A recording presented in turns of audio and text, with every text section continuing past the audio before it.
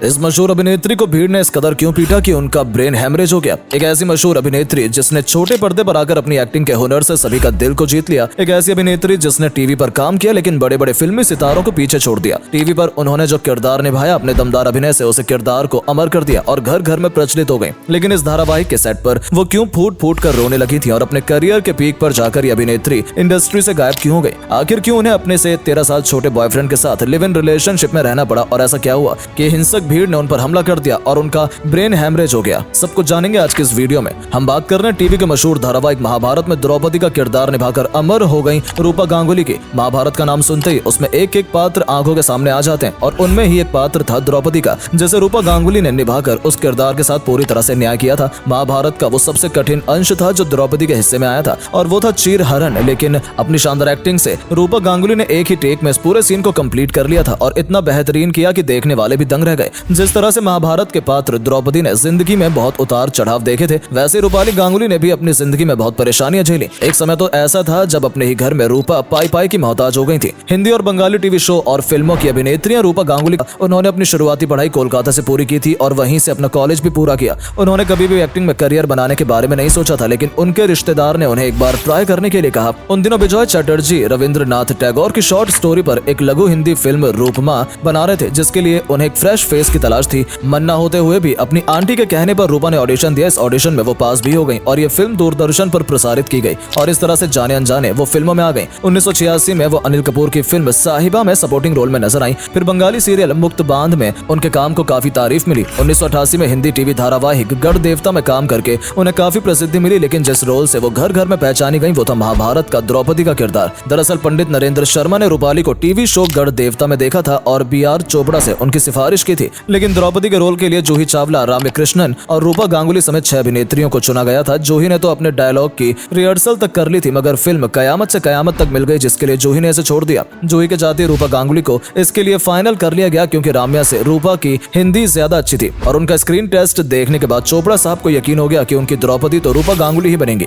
जब महाभारत 1988 में DD national पर प्रसारित हुआ तो एक अलग ही इतिहास रच गया। द्रौपदी के रूप में रूपा गांगुली घर घर में पहचानी जाने लगी। ऐसे तो महाभारत के किरदारों, डायलॉग और सीन को आज भी याद किया जाता है, लेकिन चीरहरण का वो दृश्य देखने वालों की ही नहीं, उसको निभाने और फिल्माने वालों की भी हालत खराब हो गई। एक इंटरव्यू में चोपड़ा साहब के बेटे रवि चोपड़ा ने बताया था कि उनके सामने चीरहरण के सीन को शूट करना एक बड़ा चैलेंज था। इसमें एक स्त्री के अपमान को दिखाना था, वो भी बिना किसी अश्लीलता के। ये सीन शूट होने से पहले रूपा को पूरा सीन समझाया गया। चोपड़ा साहब ने रूपा को समझाया कि एक औरत का अपमान हो रहा है जिसके तन पर केवल एक कपड़ा है। अब आपके मन पर क्या फीलिंग होगी, इसको ध्यान रखते हुए आपको परफॉर्म करना है। रूपा ने अपने सारे डायलॉग एक कमरे में अकेले बैठकर याद किए। वो अपने कैरेक्टर में पूरी तरह से डूब चुकी थी और जब सीन शूट होने लगा तो डायलॉग बोलते बोलते बीच में रूपा अचानक फूट फूट कर रोने लगी। वो रोती जा रही थी। वो इतनी भावुक और आहत महसूस कर रही थी कि उन्हें चुप करने में पूरी यूनिट को आधे घंटे से ज्यादा का समय लग गया। उन्होंने दोबारा से वो सीन शूट किया। द्रौपदी को कक्ष से घसीट कर लाने से लेकर चीरहरण होने तक पूरा सीन रूपा गांगुली ने सिर्फ एक टेक में पूरा कर लिया था। इस सीन में उनकी भावनाएं और उनके डायलॉग बोलने का अंदाज आज भी हैरत में डाल देता है। उनका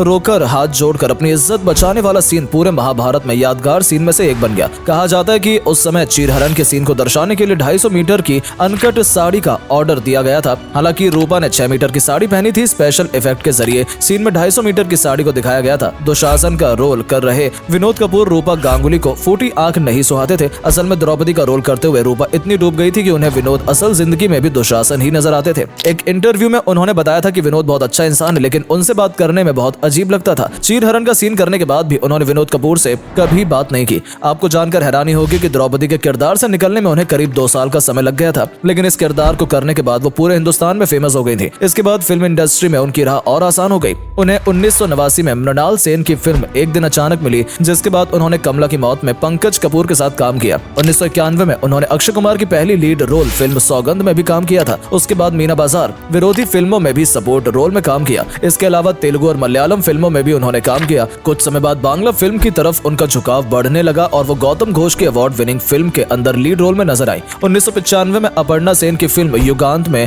न सिर्फ उनकी जमकर तारीफ की गई, बल्कि इसके लिए उन्हें कई पुरस्कार भी मिले। इसके अलावा उन्होंने हिंदी और बांग्ला टीवी शोज में भी बहुत काम किया, जिसमें सुकन्या, लव स्टोरी, करम अपना अपना, कौन अपना कौन पर आया, कस्तूरी, वक्त बताएगा, अगले जन्म मोहे बिटिया ही कीजो जैसे सीरियल शामिल हैं। साल 2012 में आई फिल्म बर्फी में भी रूपा गांगुली नजर आई थी। अगर उनकी निजी जिंदगी की बात करें तो उन्होंने उन्होंने शादी का फैसला ऐसे समय पर लिया जब उनका करियर टॉप पर था। 1992 में उन्होंने मैकेनिकल इंजीनियरिंग ध्रुव मुखर्जी से शादी कर ली और एक्टिंग छोड़कर अपने पति के साथ कोलकाता शिफ्ट हो गई। लेकिन इस शादी के कुछ ही दिनों बाद उनकी परेशानियां बढ़ने लगी और वो रोजमर्रा के खर्चों के लिए पूरी तरह से पति पर निर्भर हो गई। लेकिन उनके पति इन बातों पर ध्यान नहीं देते थे और इन बातों को लेकर झगड़ा होने लगा। 1997 में उनके बेटे का जन्म हुआ। काम छोड़ चुकी रूपा गुमनाम होने लगी थी, जिसको लेकर उनके झगड़े और बढ़ने लगे। रूपा के पति उनसे इनसिक्योर फील करने लगे थे क्योंकि वो एक सेलिब्रिटी थी और उनका स्टारडम था। जब हद हो गई तो रूपा ने ध्रुव मुखर्जी को तलाक दे दिया। अलग होने के बाद रूपा पूरी तरह से बिखर गई और उन्हें सहारे की जरूरत थी। ऐसे में उनसे 13 साल छोटे सिंगर दिव्येंदु उनकी जिंदगी में आए और दोनों लिव इन रिलेशनशिप में रहने लगे। लेकिन ये भी ज्यादा समय तक नहीं चल पाया और कुछ समय बाद दोनों अलग हो गए।